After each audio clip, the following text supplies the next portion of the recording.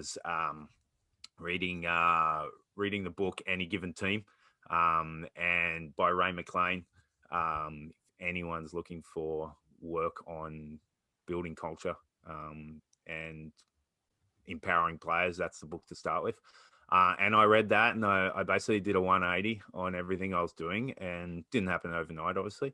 But I really chipped away at, firstly, acknowledging my faults to the team and showing that I was fallible and that I've made mistakes, and the potential is I will make mistakes again, but I'll always admit them and I'll always apologize for them.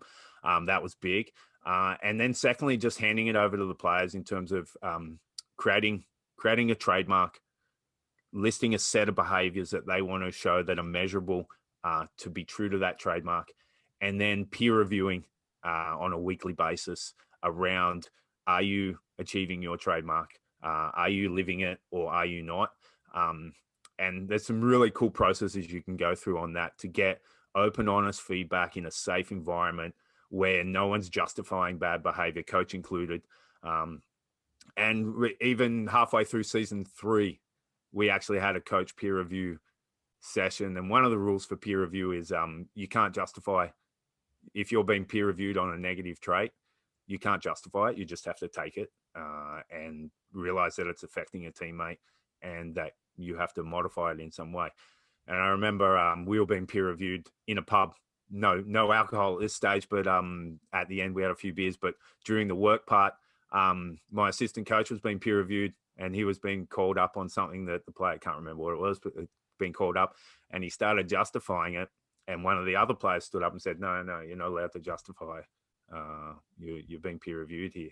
And I thought that was pretty awesome. And he had to just bite his tongue and take the feedback. And because if you justify, you're just going to repeat it, right? So, but if you don't and you listen to that feedback, it has to buzz around in your head for a while, and you have to reflect on it. And I think that's change.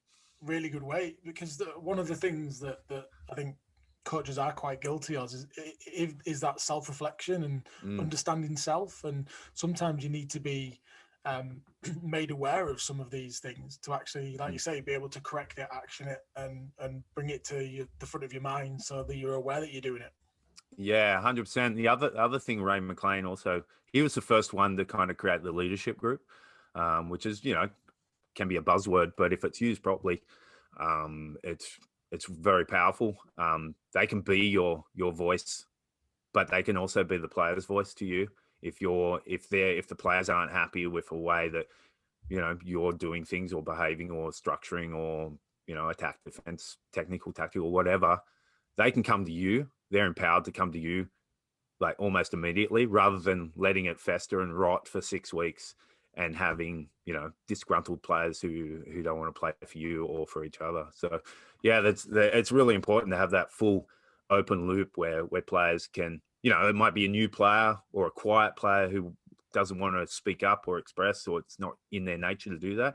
So creating some avenues for them to do that is a good way. I also like using Google Forms for that as well. Anonymous Google Forms can really pull out some interesting information, because often people are more comfortable typing down their answers rather than having a chat. So yeah, that's definitely important to get that feedback as a coach, because we've all made that mistake. We just grind through and wait for that end of season survey. It's too late then. Like you go, if there were things that you could fix, it's gone. You've missed that opportunity.